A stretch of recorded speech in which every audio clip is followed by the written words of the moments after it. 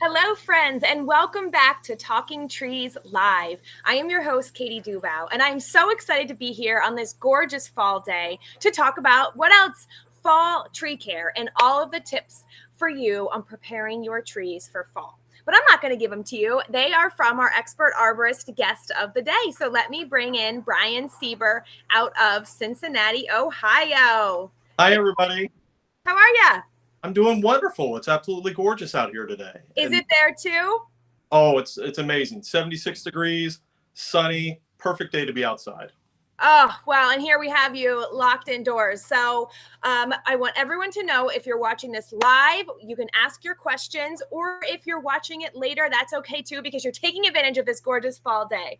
But what we want, if you are there live, Brian, we love emojis here on our Facebook Live. So if you guys are out there tuning in, drop in your favorite fall emoji. I did, it's fall. So are you into emojis? I know you've got two little kids. So do you guys do emojis in your house? A little bit, but they get carried away. My two daughters get a little carried away sometimes. Yes, like little girls can do. I've got two daughters as well. So I was looking through, and there's a gorgeous like floating leaf one. So maybe someone can post that one for me. Oh, we've got our first one. So thanks, Chrissy. Anyway, we want to get you guys in the fall spirit because fall is coming. So, Brian, before we jump into talking about the fall tree care, why don't you tell us a little bit about yourself and your journey in arboriculture and how you got into tree care? So it all started. I've been with Davey Tree for over 20 years now, and I had spent a lot of my childhood and my youth out in the forest playing, and I really built up a love from at a very young age for the outdoors. And that's really what started it in. And then when I found my home here at Davey, they really cultivated that and really made me get a better understanding of some of the things that I kind of knew or kind of felt intuition wise, but didn't really understand on the scientific end. And now I love everything I do. It's gorgeous. I get to play outside in the trees. I get to diagnose plant problems, just a little bit of everything. And I love that. Good. Aren't we lucky to be able to get to love what we do? Absolutely. So lucky. We're getting so many more fall tree leaf emojis. So we love that. Thank you guys. All right. So let's jump in. I have a beautiful fall photo here to inspire everybody, kind of similar to your emojis. But okay, September 8th is the day, and I've already seen pumpkin spice just about everything. Are you into pumpkin spice? Are you yay or nay pumpkin spice? Yay, but only like everything else, only in moderation. Right. I can't every day, but there's definitely times where pumpkin spice is where it's at. I agree with you. Like moderation is key. Tell us out there, you fall leaf, Bethany, Jill, Whitney, Chrissy, you fall leaf lovers. Tell us, are you yay or nay pumpkin spice? I am definitely all about like sweater weather and, leaves changing. I'm all about this gloriousness of fall. And that is why we are here today to talk about trees, obviously we love them in all four seasons, right? In spring, they have flowers. They symbolize that growth. Summer, they provide us with shade. But fall might be my favorite season, certainly in general, but probably for trees too. How about you? Oh, fall is a wonderful time. I feel like in the Midwest where I'm at, we're blessed. We have a really good fall season. We have a pretty decent spring season, and we roast during the summertime. But fall is a good break from all that heat and humidity. It really puts people back outdoors and really gets them to have a second appreciation of everything that's out there. It's really nice. Oh, it's so true. So we're here again to answer your questions. So if you guys have any tree care questions, Brian's here to take them. I have a ton, so I'll kick us off. We're here to talk about fall tree care specifically. And my question is, why is it important to care for our trees in fall? Aren't they going into their dormant? Obviously some of them, the deciduous ones, are going to lose their leaves and go dormant. Why is fall an important time to care for our trees? It's a really important time for a lot of tree development as well as root development in a tree.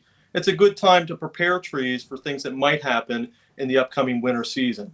As trees prepare themselves to go into a cold and more dormant state, it becomes a little more critical to sit there and identify hazards that might be associated with the trees, or lack of nutrient issues, or other things that might need to be identified at that time period. And fall's a good time to get those items in before everything gets put away and the snow shuts everybody down and you have a hard time addressing those issues at that stage. Got it. So we're really preparing them to get through winter and then to eat, because we're not doing much of this care in the winter time in many regions. So we're preparing them for that cold winter and then to do their thing in spring, which we'll want to obviously do some spring tree care as well. And there are some winter tasks. Spoiler alert, I'm sure we'll have some Facebook Lives on those. But now we really are setting them up for success for the seasons ahead. Absolutely. And there's other reasons to kind of address fall pruning, in the sense of, if you're trying to avoid certain insects or certain diseases, fall is a fine time to kind of prune that stuff out. So, there are good pruning aspects to that. Also, a great time to go through there and have your local arborist out there just to evaluate trees to see what their current condition is. I always felt, for me, your trees kind of suffer through the heat and humidity of the summertime sometimes, just like you or me might. I don't like 90-degree temperatures, Katie. I'm sure you don't like 90-degree temperatures either all the time. Sometimes, looking at those trees after they have dealt with all that heat sometimes is a good way to see what their plant health is as well.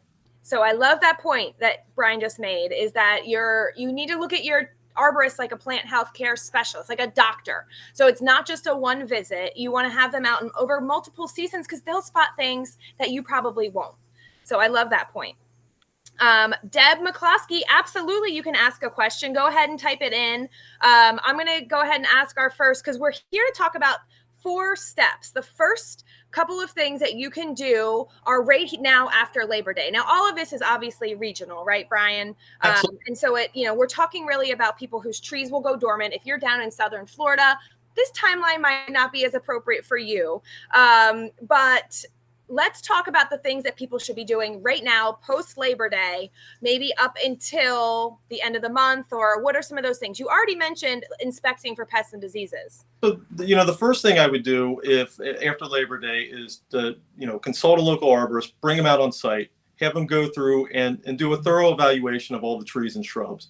That's going to be your first step in creating a plan for what you're going to address during the fall season. So that might be them coming out and looking at the trees for defects in the branch structure, identifying dead and hazardous limbs. That could be looking at stuff like insect populations on your shrubs. Really just having some eyes on those plants that aren't always your own, but having eyes on those plants in order to get a good opinion on, if there's any issues there that have been culminating over the course of the season. Got it.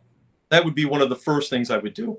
Second thing is, I would look at, if they do identify some of those items on there, is to work some of those, off the list. And, you might be working on, if you're at home working in your own garden, and you might have a viburnum shrub or a beautyberry bush or something like that. You might identify on your own, woody dead stalks that need to come out. Good time at that stage to start working and picking away at some of that smaller jobs, smaller tasks that you can work in to get some of those plants prepped for the wintertime. That's where I would kind of start. Got it. Okay, so you're having an arborist come out and doing some inspecting, and then you are doing some pruning. Now, it sounds like what you're saying, that pruning could be something we could do ourselves. In some cases, I think a general rule of thumb for me and a lot of other people is, if I can reach it from the ground, I might tackle it on my own. If I gotta get up on a ladder on a roof, I'm gonna let a pro take care of that. I do not want to be the person standing on top of a roof looking all scary like my father does when my mom's not around, stuff like that. But looking at those and saying, this is something I need the professional to do. Let's get them out there. They do this 52 weeks out of the year. Let them go out, make the right cuts, do it the right way. No hospital visit or anything is worth, not having a pro out there to do. Okay, good. So there are some pruning cuts, like Brian said, on your shrubs. When your 2 feet are standing on the ground, you're pruning out those dead branches. You're pruning out the diseased branches. If you know what they look like, that's another thing is, do you know what these dead and diseased branches look like? And sometimes with your shrubs, you can just be cutting them back. Some of our hydrangeas and our roses, and depending on what time of year and, what the region you live in, you can be pruning your shrubs. So that's a great task in fall. Yep. Awesome. Absolutely. Another thing to start considering, especially this early in the fall time, you might look at something along the lines of fall planting. If you've been sitting on the sidelines through a lot of the summer going, I'm not going to try to dig a hole in my hardened clay soil when it's 90 degrees outside. Yeah. I want to stand out there with a watering hose all the time. Now is the time to really focus in on some of those fall plantings, fall landscape designs. And I would urge a lot of people that have been sitting on the fence all summer long, eyeballing their neighbors' gorgeous ornamental trees and saying, man, I wish I had one of those in there. Now's the time. Awesome. To dig into that, figure out what needs to be done. Okay, so we have a whole Talking Trees on planting, fall planting, because it is so great on October 6th. I don't know if we have the event up yet. So if it's not up yet, we'll figure out how to get you guys RSVP. Just follow Davey. You'll see the event. But Brian, we'll dive into it a little bit there. But just give us the quick rundown on why fall is so great. Besides what you just said, I don't want to be sweating. I want it to be easy on me. I would imagine it's easier on the tree. It's way easier on the tree. The tree has the soil, the outside temperatures have dropped at this stage. They're looking at temperatures that are in the 70s and the 60s. And lows in the 40s and the 50s, so they can acclimate better. They don't have to deal with the sun stress or the heat stress that might be associated with it. Because of the cooler temperatures, water stays in the soil layer longer, so it has that damp, easy to get nutrients out of, kind of easy for root expansion to work on soil for them to prepare for. Overall, it's a good time to kind of put those in the soil and get them established. That way you don't have to worry about the heat and humidity of the summer really taking a toll on the plant. Got it. I'm going to show Deb's question, which I don't think you can see, but I'll read it to you because I think now's a good time to pause before we jump into some other steps. So Deb, I hope you're still there. She says she thinks she has a crimson maple that's been dropping leaves all summer. And she's noticed perhaps that other maples are doing the same thing. And I know this is a little generic. Number one, Deb, we don't know where you live, so I think that would help. Any other questions for Deb, Brian? So there's a couple of reasons in particular that trees defoliate leaves. You would want to first look at, has it been too hot? Is the tree droughty? A lot of the times we see a lot of leaf defoliation and associated with the heat and the stress on the tree. Trees will exfoliate all that moisture out of their leaves in order to cool themselves down. The leaves will fall to the ground because of that. That would be the first thing to look at. The other thing is you can always look for small insect populations, maybe along the bark of the tree, something abnormal along those lines. And then, like I said, if you can't figure it out on those two, there's nothing wrong with having somebody come out under a free consultation, take a look at the tree, and get a professional opinion on it. It's not a problem at all. I think that's a great tip because it sounds like from what Deb is saying that other maples are doing the same thing. So it, like you said, could be drought because they're all being affected. An insect can easily spread from tree to tree. So obviously it's hard without seeing pictures of the tree and being right there, which is why we will drop a link to call your local arborist, Deb. But if you want to give us more information, feel free and we'll jump back in with that. Okay, so we talked about a couple things to do right now post Labor Day. Let's stick on that insect and disease topic, since that could be something with the maples. You and I talked about webworm a little bit because I drive around here in eastern Pennsylvania and it's everything that I see. And I feel like the only question people ask me about is, what are these spider webs in my trees? So let's talk about webworm or some other common diseases of the fall. So fall webworm is a really common disease or insect of the fall. Usually they come in around August, September, depending on where you live and depending on what the weather's like. This year in Cincinnati, where I'm located at, we had them towards the end of July and they made a really good showing in August. And they're a caterpillar. They emerge in the fall time. They create this big spider web all around them, and they feed on the leaves of the plants. In the beginning stages, and as a small population, usually not very damaging to the plants, especially since the plants are moving into fall and need less of their leaf foliage moving into their fall as they go into dormancy. But you don't want populations to get out of control. And so sometimes, putting eyes on how bad it is in a certain tree would be a good thing. Great. Okay. So other common are, fall, we know, I think spring is when a lot of pests will hatch. Yeah. But what about in fall? Are we having other fungal or pest diseases that are more prevalent in fall than the other seasons? So a lot of the times I get a lot of clients that will get a version of a spider mite on evergreens. It's the mite. I don't know how everybody is locally, but like here in Cincinnati, we have a lot of people that use spruce trees as a kind of a privacy barrier between them and their neighbors a lot of the times. And mite activity, there are plenty of mite activity out there. Mites are just a very small, little itty bitty insect. They feed off the needles, and in the fall time, the spruce spider mite ends up coming in and feeding on the needle and causing some browning to those tips. And that's a pretty common one that we try to address on a pretty regular basis. So if you have a spruce tree and you see some abnormal browning of the foliage in various parts, definitely might be something that you want to take a look at.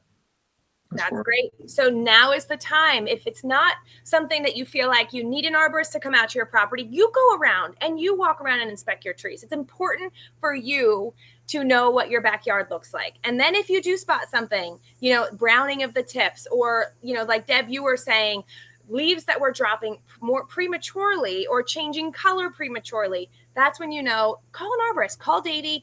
Brian mentioned free consultation. So they'll come out and they'll say, yeah, you got some problems. Here are the issues. Here, how we'll solve them for you. Because Davey just doesn't give haircuts, right? You guys don't come out and just top off trees. No. Yeah. All right. Okay. So we talked about things to do that you can do right now, but we have a little time before, that cold, maybe November, December weather will kick in. So what are some of the things we should be doing, perhaps, let's say before Halloween? So before Halloween, there's a bunch of things that you can work on. There's stuff along the lines of, you could look at maybe mulch bed preparation. Is something that you might look at mulching around newly planted trees. If you're doing any of that planting in the fall time, you might do some weeding. Leaf cleanup, if you're doing any leaf cleanup, would be something to prepare for as well. Okay, great. So leaves are coming down like crazy at this time of year. And so before Halloween, and listen, these are just general guidelines, but let's talk about leaf cleanup, because I think that's a pretty popular topic of what to clean up. When do I clean it up? Are leaves safe to lay on my lawn? So what is the general rule of thumb at Davey for cleaning up our leaves? So like me personally, if it's on my lawn, I like to clean it up. When I had a mower, I would sometimes mulch the small amount of that leaf compost, mulch it and let it degrade back into the soil layer, because it would add some nitrogen back into there. You don't particularly want to leave big gigantic leaves on your lawn. It will smother out the grass that's underneath, and the grass will not do well. It'll thin out over time, and that's not really where you want it. If you have leaves that are up next to your house, or in your mulch beds next to your house, stuff like that, those would be good to get out as well. So that type of leaf cleanup's good. If you have a garden, because I know me and you, Katie, the other day talked about this. If you have a garden, I have a lot of people in the city that propagate raised bed vegetable gardens. They also cultivate, pollinator gardens or butterfly gardens in order to get some of those beneficials back into the environment. And for those areas, I would tell a lot of people to leave some of that leaf compost there. Let some of that stuff sit a little bit. A lot of the times in those cases, you use a lot of that for habitat later on. I love that suggestion. I agree. I feel like I've been reading a lot lately about leaving some of that leaf litter in your garden. Certainly, too much of it could prevent some of your fresh plants coming out in spring. So having some leaf litter, though, as you said, for habitat, for overwintering bugs is incredibly important. So, and I know, if you have big giant oak trees, the litter under that's emulating the forest, right? So sometimes, and you have mulch rings there, depends on, I think, also your aesthetic. You just mentioned your lawn, it's all up to what you want to do, but I wouldn't be too concerned about cleaning out the leaves under your tree, because that under a big tree, because that's emulating the tree in the forest. Absolutely. Absolutely. So if you have an area, the aesthetics of your neighborhood might dictate certain types of cleanup. Absolutely. leaf compost is super beneficial for trees. High in nitrogen, high in a lot of recycled nutrients that go back into that soil layer. So by all means, if you can get away with it, do it. And Yeah. Side note to that, I was thinking about when we were talking the other day, you know, if on leaf cleanup though, if you have an issue with, or if you've had past issues with leaf disease or something else, you might want to consider getting some of that leaf material out of the case if that's a problem for you. Great tip. Great tip. Okay, so mulching, and then another thing before Halloween, do we want to talk about fertilizer now? Absolutely. We can absolutely talk about fertilizer. So why is fertilizer important in the fall? Fertilizer is important in the fall because plants are doing a lot of root development. They're going to go through a stage in the fall where as they winterize themselves and prepare to go dormant for the fall, they're also still going to expand their roots out into the soil.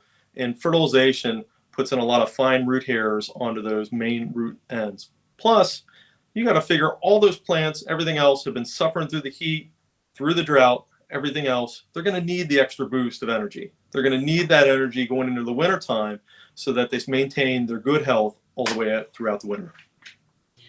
Just like us eating our fruits and vegetables, kind of similar. I mean, fertilizer, I think sometimes people think plants growing outside don't need fertilizer, but I think it's important for people to understand that leaf litter that provides that nutrients. It's not there. There are so many other things that our soil doesn't have. And so supplemental fertilizer is so incredibly important. So you guys have a slow release fertilizer. Would you still then apply it in the fall, or is it an annual? I guess it all depends on what kind of fertilizer you choose. Because we service in our area, because we service a largely residential base of customers, we set a lot of people up for annual fertilization. Mm-hmm. A lot of our clients live and work in areas that they maintain a fresh lawn, they maintain mulch beds, stuff like that, and none of that recycled leaf litter or anything else, any of the other nutrients are really penetrating, getting into that soil, and really there for the plants. And so a lot of the times we fertilize those out in order to keep those plants healthy and help them maintain in a residential environment, which ultimately is a lot more stressful than what a forested environment would be. Absolutely. Our urban trees go through so much. I personally have fertilized. I have a bunch of fruit trees, but all my trees got cared for. But then I had these fruit trees that weren't performing. Davey fertilized them with arborgreen. Is there a plus on that? I'm not sure if there's a plus. Evergreen Pro, but yes. Evergreen Pro, and I could not believe, I should have known, but the difference that they performed the next spring, they got fertilized in the fall. So give your trees that jump start to help them get through. I mean, as Brian said, they're recovering from this hot summer, but they also need to prepare to get through the winter and into the spring to perform for you the best they can. So I can't say enough about fertilizer. It's really important. Absolutely, Katie. I know for me personally, all my perennials get it, all my shrubs get it, all my trees get it, and they have to. I watch it, so I use fertilizer for I have hanging baskets that I keep year round, and if I don't fertilize those pretty much go away. It makes a huge difference. Absolutely. Yeah. Okay, and our final touch point on dates are, what about that before Thanksgiving? So we're getting into that time period where, where you and I live, it's probably not going to snow, but it's going to be cold. It's going to be, too cold for maybe you and for me, maybe not for you, Brian, but to be outside doing some tree care work. And so what should we be trying to get in before Thanksgiving? So in before Thanksgiving, if your arborist has been out in the early spring, in the early part of the fall and identified some of the hazards, and you've gotten the trees, squared away, and the dead branches are removed, and the critical, hazardous branches are out of the way, you might want to go in there, and if there's any, cabling or bracing issues that are in the tree that might need to be addressed, that's more along the lines of poor branch structure. That might be a tree test that you try to get in, prior to the wintertime.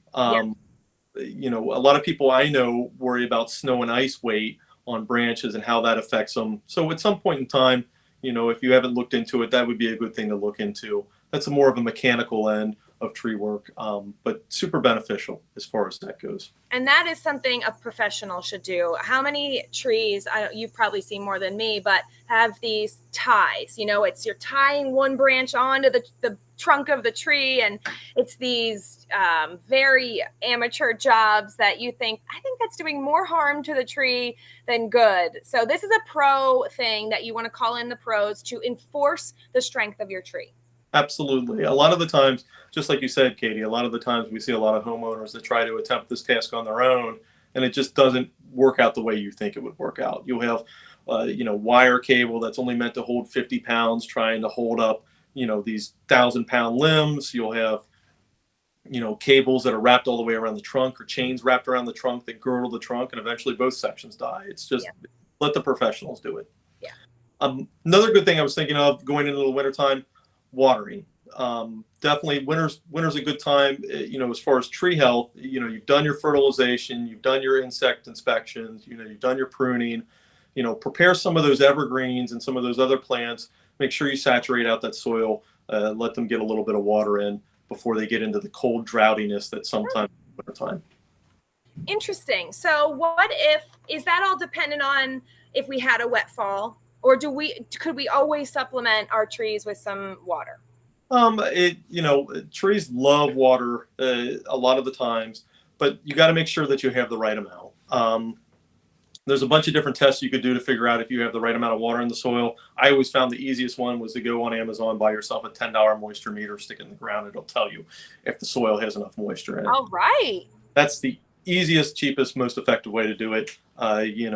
That's what I thought would work. But in the wintertime, you'll have a lot of stuff. I know, in every spring, I get a lot of calls in, and they say, Brian, my boxwoods don't look good. There's a lot of bronzing on the top of the boxwoods. Or, Brian, my spruces don't look good. There's a lot of bronzing on the spruces. And over the wintertime, those plants exfoliate some of that moisture on their tips, and they lead to that type of browning or that type of dehydration. So for evergreens in general, it's always a good idea to go through and make sure they get just a little bit of irrigation prior. No, you don't want the ground sopping wet or anything else. Like, you want to make sure that it's there. That is a great tip. I know I listen to a lot of garden podcasts. So one that I love called A Way to Garden was just reminding people about fall garden tasks. And she said, and water your big trees. And I was so glad to hear that, because I think people think that trees don't need water. They think that they'll take care of themselves. Their roots go deep, which we know isn't out. I know you guys, your arborists have helped bust that myth. So they need your help too. And that's mulch helps with that too. So Brian already said one of the things you can do is mulch your new trees. Would you be replacing mulch on some of our older trees now? It's always a good time to scrape away some of that. I mean, you can judge your mulch by when it was put on, if it's starting to decay too much, if it's not looking, correct. It's time to scrape some of that old material out of the way and put it on. You also don't want to always leave your mulch there to build up too many layers from year end to year end to year end, because eventually it'll pile up too high on the plant overall. No volcano mulching. Right. Well, great. Do you have any other, I do want to talk to you a little bit about fall trees and some that you love, but did we miss anything? Any fall tree care tips? I think we've been pretty thorough, Katie. I think we've covered it all, and I hope, Deb, that we answered your question. I think it's important that there could be a lot of things. When you look at a tree, it's yellowing. It could be lack of water, or it could be overwater. It could be lack of nutrients. So there's so many hard ways to diagnose a tree without seeing it. But we really appreciate your question, Deb.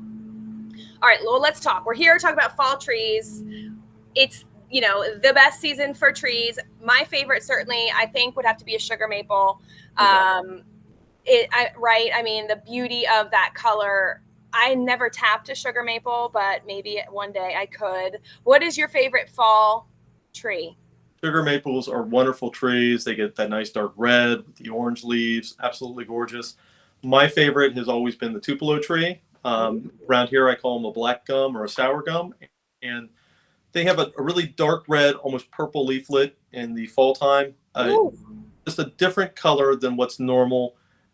Tree has great branch structure, usually low maintenance, which is, where what I like about them. They take forever to grow, though, but they are absolutely gorgeous trees in the fall. Oh, I love, and it's okay. I think it's important for people to understand trees that take a little while to grow doesn't mean that they're bad, right? No, not a bit. Not a bit. So I am just pulling up because I know everyone's going to want to see that too. Beautiful tupelo. Yeah, that, and it looks like there's a berry that might feed some birds in winter time. So absolutely beautiful. Kathy Allen is saying sycamore is good for Southwest Florida. Thank you, Kathy. I wanted to ask you guys what your favorite fall trees were out there. So let us know. And we also want to know some fall leaf peeping spots. My husband's from Ithaca, New York. Have you ever been to Ithaca, Brian? I've been the farthest into. I went to Brooklyn, was the closest I've been to New York, and that was not Ithaca. So. Well, it is gorgeous, gorgeous, gorgeous in the fall. Plus, they have a bunch of waterfalls in Ithaca. They say it's gorgeous. So I suggest Ithaca for fall leaf peeping. What about you? Or like near Cincinnati, or what are some good leaf peeping spots? So I've lived both in Cincinnati and in the suburbs of Cincinnati, and I can tell you, there's two spots. One in the city. I frequent a park in the city called Alt Park. Absolutely gorgeous. The park's tree lined all the way down. Great diversity and forested all the way around. It's a nice little park in the middle of the city that is absolutely amazing. And then in the suburbs, we have a nature preserve not too far from where our office is located at over here, called the Cincinnati Nature Center. And it is a couple hundred acres of old growth forest. The tree diversity is amazing. And in the fall, there's no bad time to go there. I love it. Well, we're getting a lot of tree suggestions. Sassafras. Whitney says sassafras. David says October glory maple. Yes.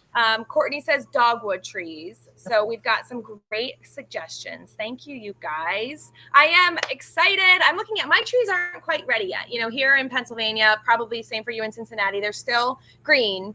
Yes. So we'll enjoy them while they're green. That means good. If it's in premature color, if you're seeing fall color now and you're not up in Maine, call your arborist. Absolutely.